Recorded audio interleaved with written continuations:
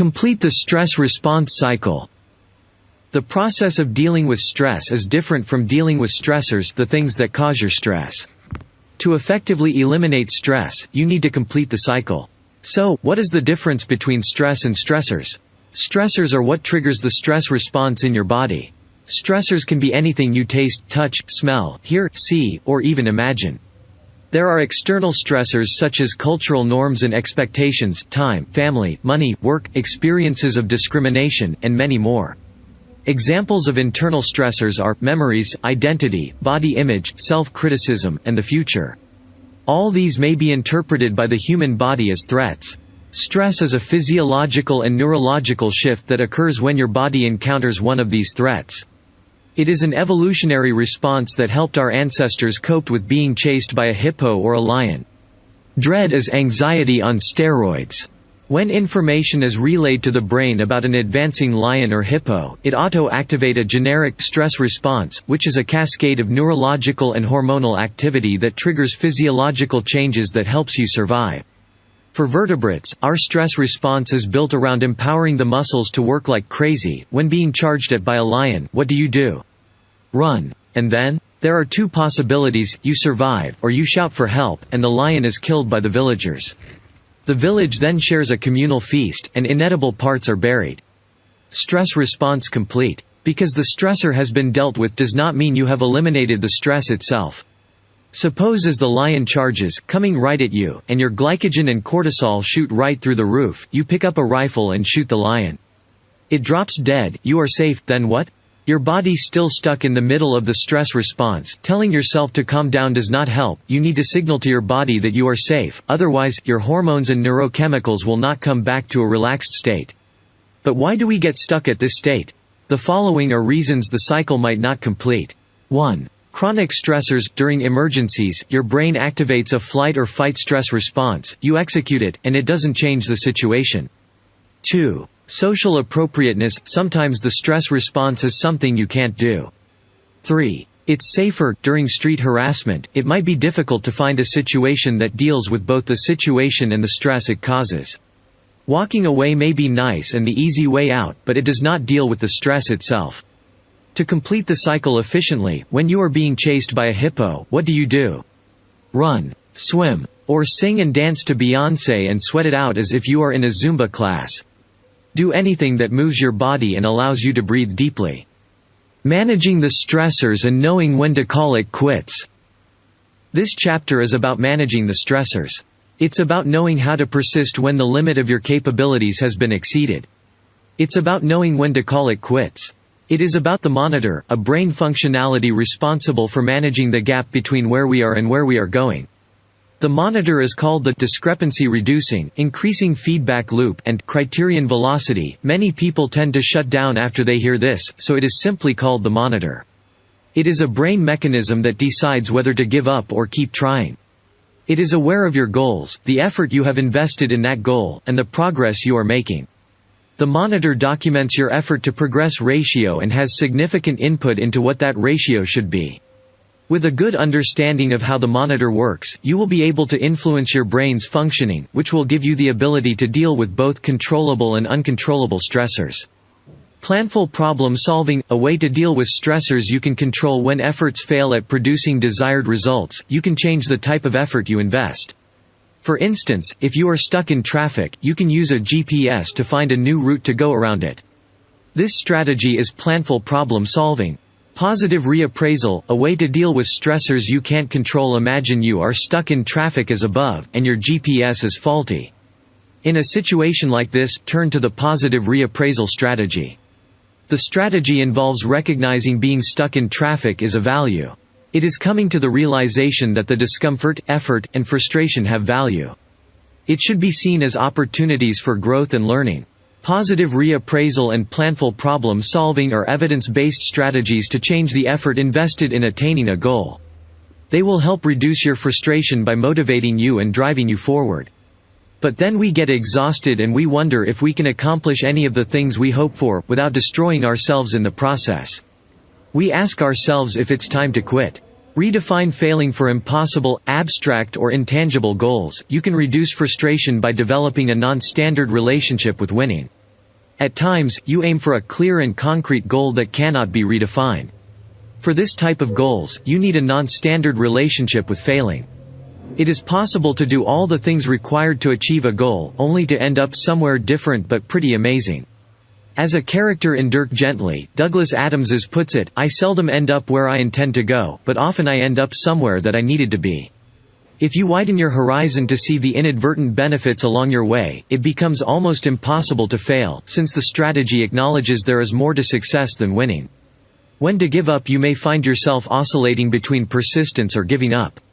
A rational way to decide is to write the following 4 lists. What are the benefits of continuing? What are the benefits of stopping? What are the costs of continuing? What are the costs of stopping? Make a decision based on your estimates of how to maximize benefit and reduce cost. Always factor the short-term and long-term costs and benefits. If you decide to persist, include completing the cycle in your plan. How to find meaning in life. Science has shown that meaning in life is good for us, just the way sleep and exercise is good for us. This chapter is about meaning, as a strong life force, something you carry that helps you resist and recover from burnout. A man's need for meaning in life is the same as that of a woman, but fundamentally different in terms of obstacles women face and their sense of meaning. Orgasms, art, and meaning in life are different from every other thing in life. Everyone experiences them differently from every other thing when encountered, and no two experiences are exactly the same. Research has approached meaning in 2 ways. According to Martin Seligman, meaning is one of the vital elements of life that promote happiness in healthy people. In another research, meaning is a strategy used by people who are recovering from trauma or illness. These differing views have 4 things in common. Meaning is not fun.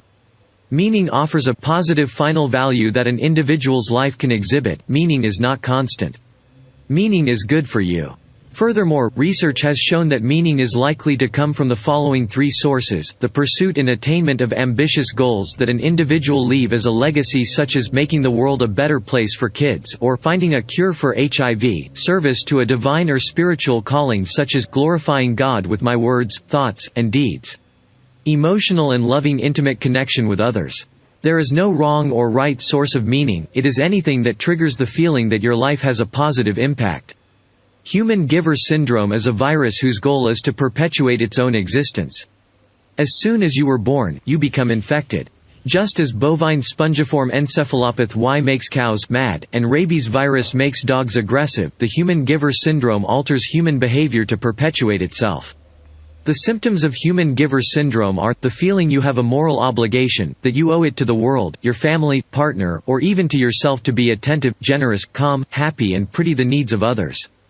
Feeling that you're a failure means you deserve to be punished, and you might actually beat yourself up believing the 2 above are not symptoms but regular and authentic ideas. These symptoms are self-masking, which makes this metaphorical virus a successful infectious agent.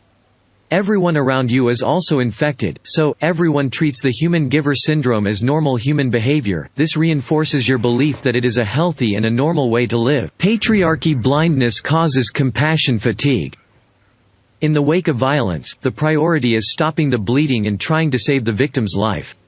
After stabilizing the victim, the priority will shift to figuring out how the bleeding started in the first place. This is the point we talk about the knife and those who use it. Learned helplessness is the inability to try. Humans who repeatedly find themselves in unfavorable situations from which escape is impossible may give up trying even when the opportunity for escape arises. When an individual suffers from learned helplessness, its mental state shifts from frustration to the pit of despair. This is not a rational choice, instead, their central nervous system has been programmed such that when they suffer, there is little or nothing that can be done to make a difference. The animal has learned it is helpless, and the only route for self-preservation is not to try. We are not our own enemy, neither are the other people. The real enemy is the game itself, which convinces us that it is not the enemy. Patriarchy blindness. Number 1, human giver syndrome. In the core of the human giver syndrome lies unspoken, deeply buried assumption that women should give everything, should dedicate every moment of their lives to the care of others. Self-care is selfish because it is only concerned with promoting a giver's well-being while ignoring someone else. The human giver syndrome is the framework on which sexual violence hangs. The notion that men are entitled to women's bodies, and that if a woman looks attractive enough or put herself in a position where her body can be taken control of, well, men have the right to take what they can. Unfortunately, this is still a legally sanctioned reality. The human giver syndrome is deeply ingrained, and it takes a look at statistics to reveal the injustices and imbalances meted to women. Human givers don't control or own anything, not even their bodies. They are harassed, assaulted, and abused by a man. Victims of sexual assault get death threats and are often accused of bringing the act on themselves. The solution to this problem is to raise everyone to be human beings. Human giver syndrome constrains our ability to view gender-based imbalances, inequalities, and injustices. It blinds us to the patriarchy. Patriarchy blindness number 2, headwinds, tailwinds asymmetry. People always notice their adversarial headwinds and ignore their helpful tailwinds. It happens in all kinds of people, and all kinds of situations. Research has shown that people believe their favorite sports team goes into a game with a lot more disadvantages than the other team. Some even reported that their parents were easier on their siblings than in themselves. In many ways, many people ignore the advantages they have benefited but remember the obstacles they have overcome. This is because the obstacles often require more energy and effort than the easy parts. This is not the same as being a jerk. A jerk complains of being unfairly treated when in actual fact, they are being treated fairly rather than being given preferential treatment. Most of the time, men often insist that women don't have it harder than men. This assertion shows they are expressing headwinds, tailwinds asymmetry. The Bikini industrial complex (BIC) profit by setting an unachievable, aspirational ideal for us. This is the name given to the $100 billion industry that profit by setting unachievable, aspirational ideal for us. It tries to convince you and everyone to conform to a set of ineffective but plausible strategies to achieve this idea. It is similar to an old cat pee in the carpet. It is pervasive and disturbing every day, but invisible, such that no one can remember when it did not smell. Let's spend the next few paragraphs deciphering where the smell is coming from. The media is filled with products that want to sell you thinness from the shellacked abs in ads for exercise equipment to the one proven trick to lose belly fat completely, clickbait. And when you need to listen to a weather forecast, it is being anchored by a flawless thin women on TV. The BIC, another name for the Bikini industrial complex, has created a culture of immense pressure to conform to an available idea. This idea is not only being framed as most beautiful but the virtuous and healthiest. But this is not true. You can be healthier when you are 60 or more pounds above your medically defined optimal weight than when you are 5 pounds under it. According to a 2016 meta-analysis published in The Lancet, involving 189 studies which examined about 4 million people who are non-smokers with no diagnosed medical issues. The result shows that people classified as obese by the Centers for Disease Control and Prevention (CDC) had a lower health risk compared to those classified as underweight. In another study, people classified as overweight in the BMI category may live longer than others in any other group, and the highest predictable rate of mortality was found among the underweight. The body mass index, BMI, is a nonsense measure of one's personal health. It is simply the ratio of one's height to weight. Relax. Your belly is supposed to be round. The BIC has been gaslighting you. The companies that make up the BIC are not out to get you, but they have made up a screwed-up system on purpose because there is money to be made by establishing impossible standards to measure ourselves. Social connection create energy. Social connection is an example of nourishment like fruits. Similar to how one's early experiences shape the present-day relationship with food, early experiences of connection influence our present-day relationships with other people. The specific nutritional needs change throughout a lifetime, but the fundamental need for food does not. Similarly, the need for connection changes over time, but our fundamental need for connection does not. Also, the 21st century culture constrains our choices of food, same goes for connection. As a baby, being alone is not just a function of being lonely, it is a matter of life and death.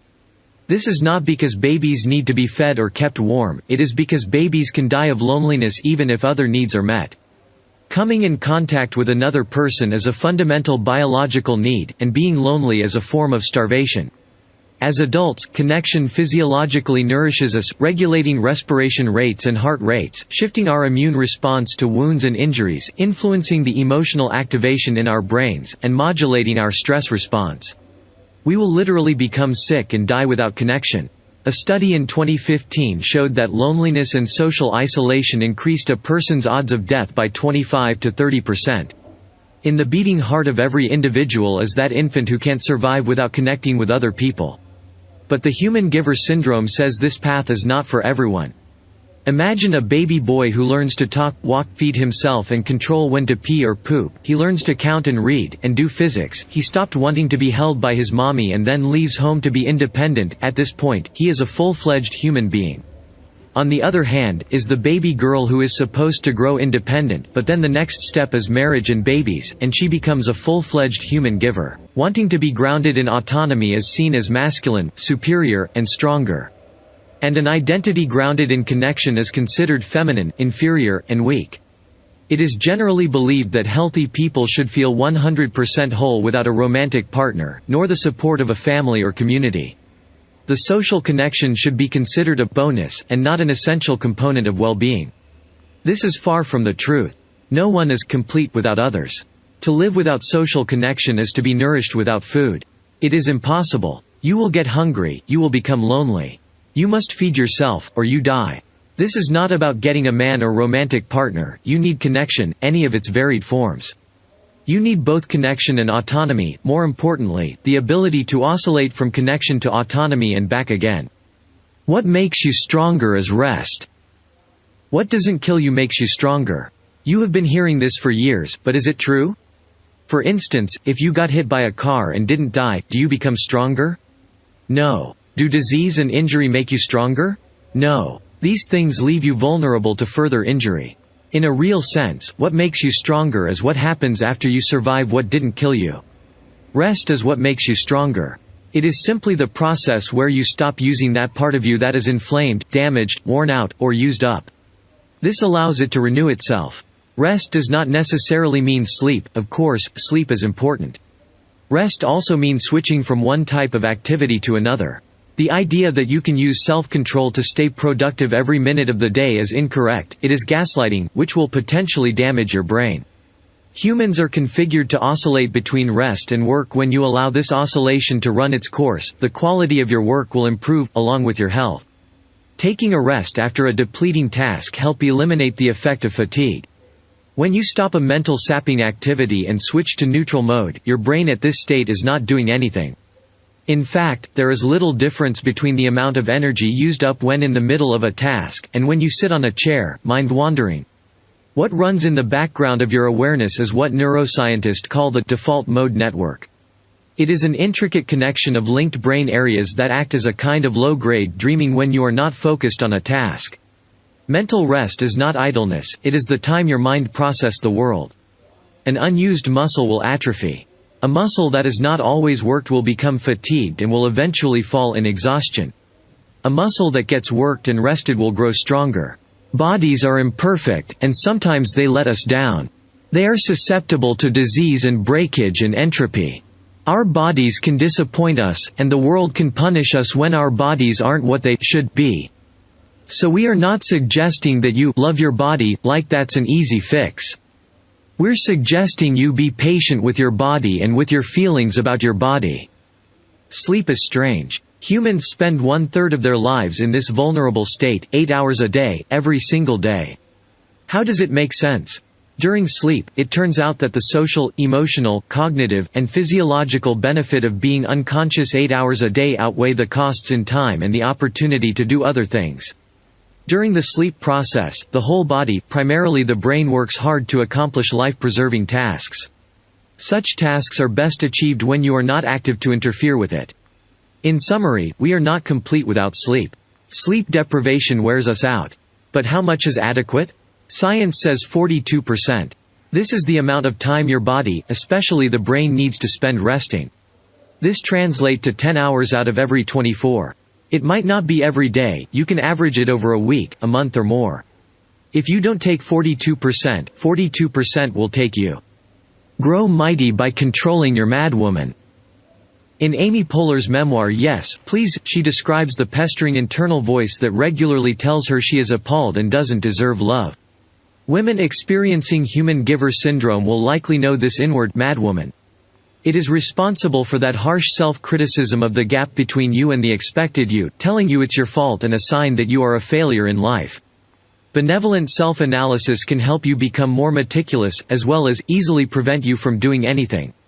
The madwoman is a stickler. She can persuade you to surrender when your primary misstep shows up, or keep you from even trying at all since your flawlessness is incomprehensible.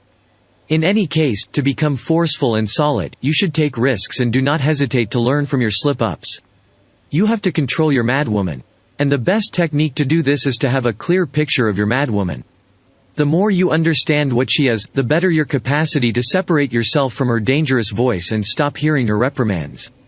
This can even trigger an amicable relationship that helps you become your best. When you have the madwoman's voice leveled out, it becomes easy to practice self-empathy, which will help you become more grounded. Self-compassion is a complicated process since it is basically a type of mending. When mending, whether it is a broken arm or association with ourselves, it brings agony and weakness. But if you can persist, the mending will be complete, and you will become mightier and more grounded for having endured. Self-compassion and gratitude will help you understand the difference between what you are and what the world wants you to be without beating yourself up over it. You do not have to wait for the world to change before you heal yourself and everyone around. Conclusion. That you have eliminated the stressors does not mean you have dealt with the stress. You do not need to wait till all your stressors are dealt with before you deal with your stress. Which simply mean, you do not need to wait for the world to be better before making your life better. When you make your life better, the world becomes better. Try this. The cure for burnout is not self-care, it is everyone caring for the other person. So, trust your body, be kind to you, remember you are enough, and your joy matters. Lastly, tell everyone you know about this.